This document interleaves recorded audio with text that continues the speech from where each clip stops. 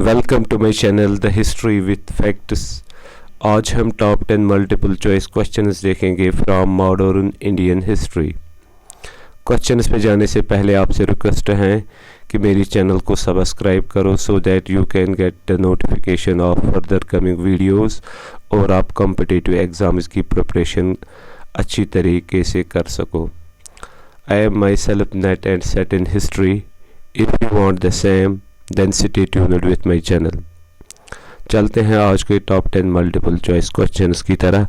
Question number first है, Henry Vivian Derozio, teacher at Hindu college Calcutta, developed among his peoples a spirit of free thinking who posed challenge to the religious and social orthodoxy of Hinduism were known as।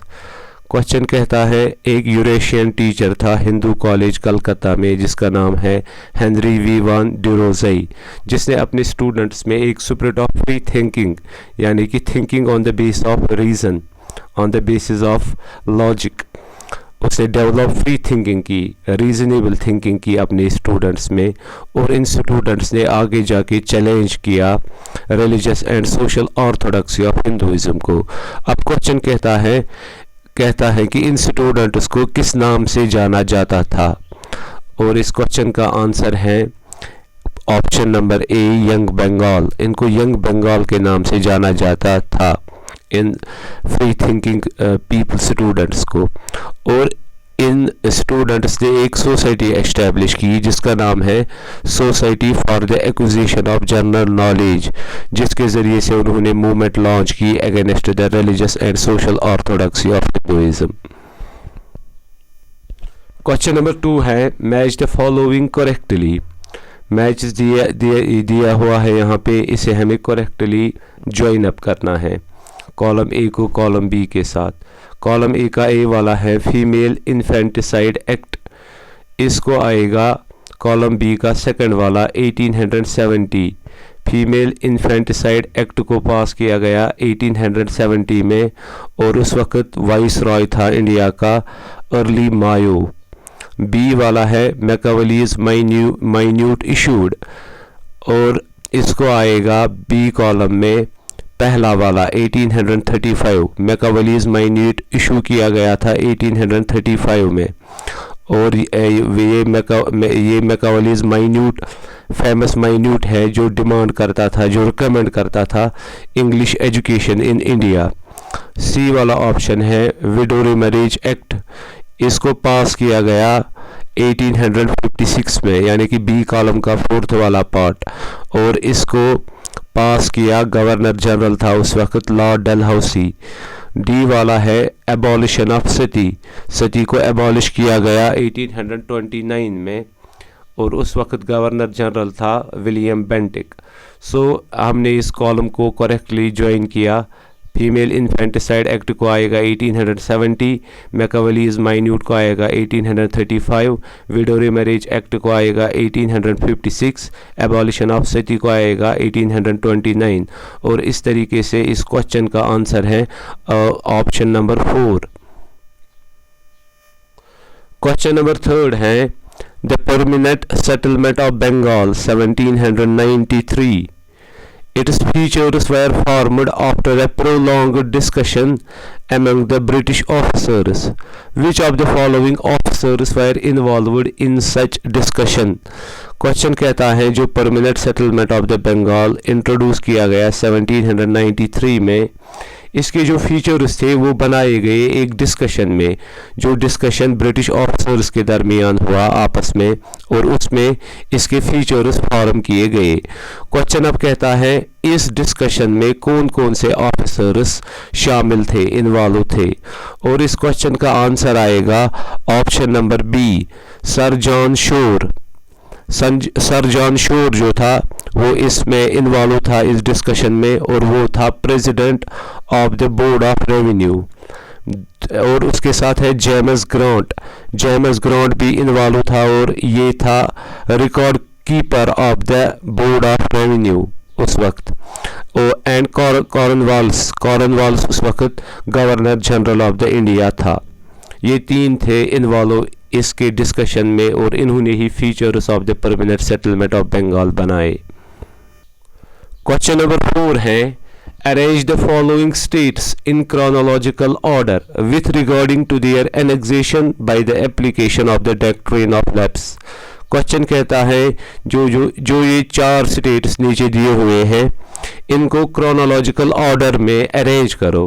किस तरीके से arrange करना है कि इनमें से सबसे पहले किस स्टेट को एनेक्स किया गया, उसके बाद किसको एनेक्स किया गया by the application of the doctrine of lapse, जो कि डलहौसी का टूल था for the expansion of the British empire in India.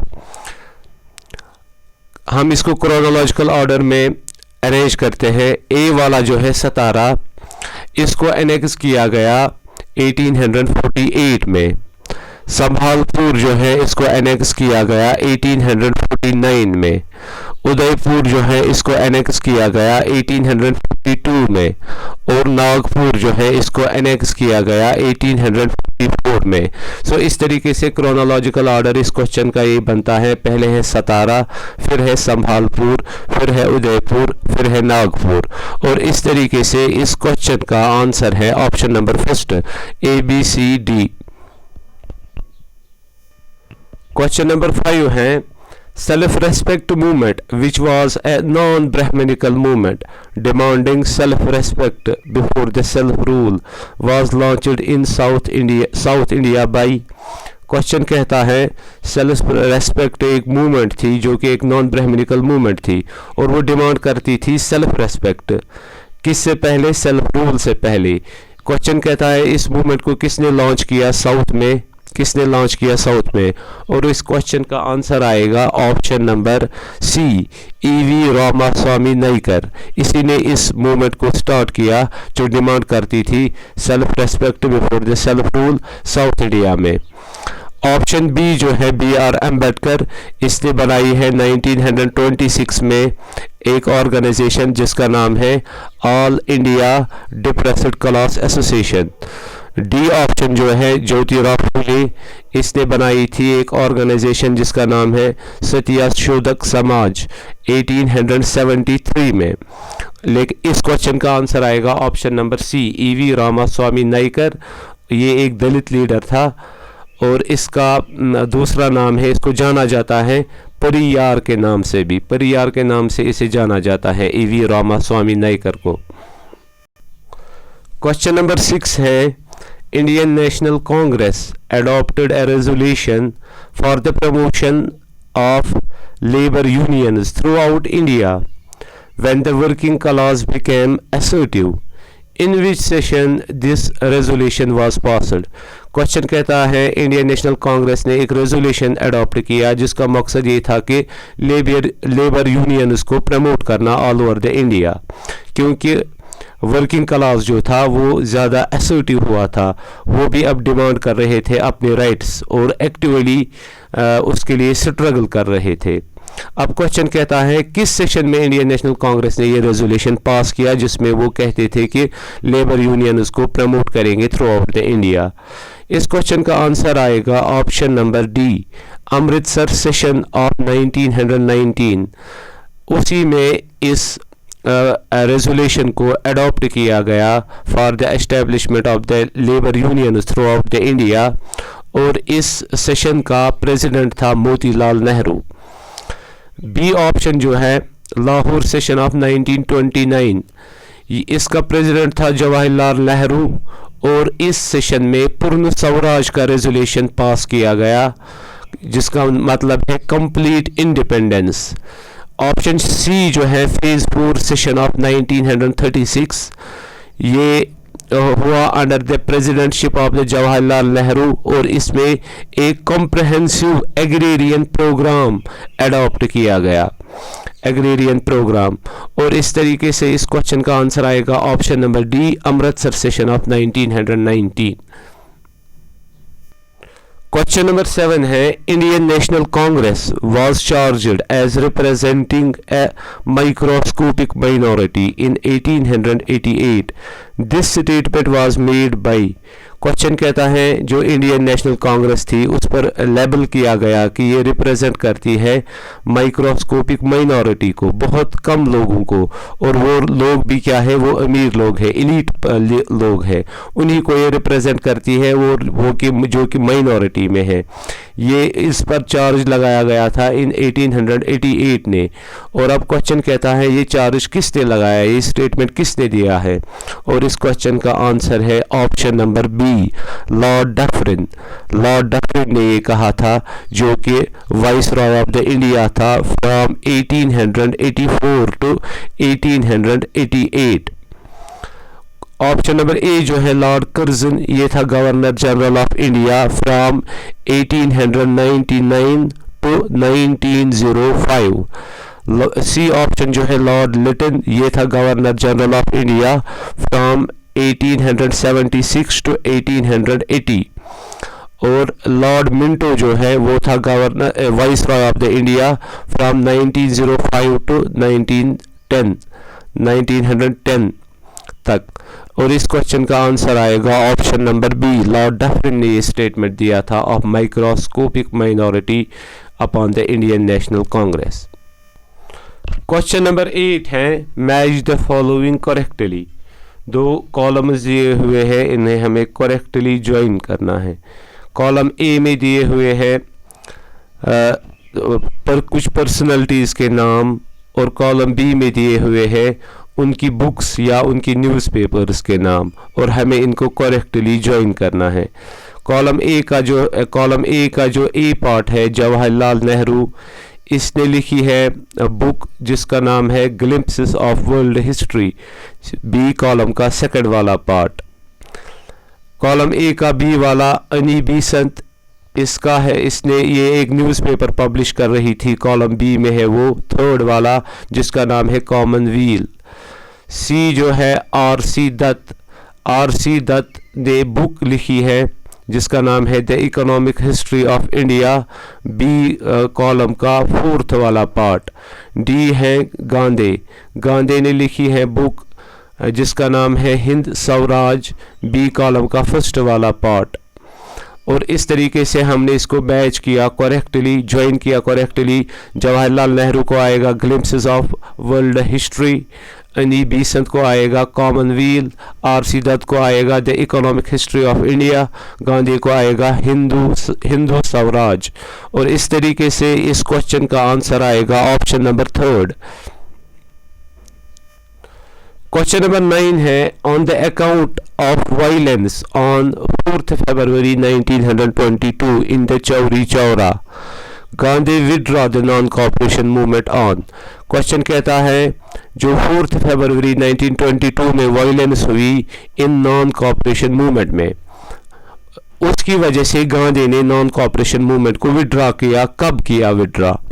4th February 1922 में चौरी चौरा इंसिडेंट हुआ, फिर गांधी ने विड्रॉ की नॉन कॉपरेशन मूवमेंट क्योंकि ये वायलेंट टर्न हो गई। क्वेश्चन कहता है कब गांधी ने नॉन कॉपरेशन मूवमेंट को विड्रॉ किया। इस क्वेश्चन का आंसर है option number C, 11th of February 1922 में गांधी ने नॉन कॉपरेशन मूवमेंट को विड्रॉ किया। नॉन कॉपरेशन मूवमेंट जो थी इसको स्टार्ट किया गया था जनवरी 1921, फिर 4th February 1922 में चौरी चौरा वायलेंस हुई इस नॉन कॉपरेशन मूवमेंट में, जिसकी वजह से गांधी ने नॉन कॉपरेशन मूवमेंट को विड्रॉ किया on 11th February 1922। Question number 10 है who made the following statement while delivering the convocation address at Calcutta University? The highest ideal of truth is to a large extent a Western conception. Undoubtedly, truth took a high place in the moral codes of the West before it had been similarly honored in the East. Question कहता है जो ये नीचे statement दिया गया है, जिसको statement दिया गया है ये कोलकाता कन्वेंशन में किसी वाइस रॉय ने उसने ये स्टेटमेंट दिया है कलकत्ता कन्वेंशन में, कलकत्ता यूनिवर्सिटी के कन्वेंशन में। और ये स्टेटमेंट क्या है? ये स्टेटमेंट कहता है जो ट्रूथ जो है ये वेस्टर्न कंसेप्ट है। और ये कहता है ट्रुथ जो है ये पला बड़ा है moral codes of the west में, वेस्ट के जो मॉरल कोड्स थे उसी में ये पला बड़ा है। किससे पहले? ईस्ट, जब ईस्ट में इसको ऑनर किया गया ट्रुथ को। इसका इस स्टेटमेंट में ये है कि ट्रुथ जो है ये वेस्टर्न कॉन्सेप्ट है। ये पहले ट्रुथ जो है moral codes of the west में होता था, फिर उसके बाद ईस्ट ने इसको अडॉप्ट किया, इमिटेट किया। ये सबसे पहले वेस्ट में ही पला बड़ा है और वेस्टर्न कॉन्सेप्ट ही है। ये किस वाइस रॉय ने ये स्टेटमेंट दिया है? In the convention address at Calcutta university. और इस क्वेश्चन का आंसर है option number A, lord Curzon. Lord Curzon ने ये दिया है ये स्टेटमेंट इन 1905, जब कलकत्ता यूनिवर्सिटी कन्वेंशन में वो एड्रेस कर रहे थे, उसमें उसने ये स्टेटमेंट दिया था। सो इस क्वेश्चन का आंसर आएगा लॉर्ड कर्जन, ऑप्शन ए। इसके साथ हमने आज के टॉप 10 मल्टीपल चॉइस क्वेश्चंस ख़त्म किए। I hope that the video will be useful for you. Again, I am requesting to you, please subscribe my channel and also share my videos. Thanks for watching. Fi Amanillah.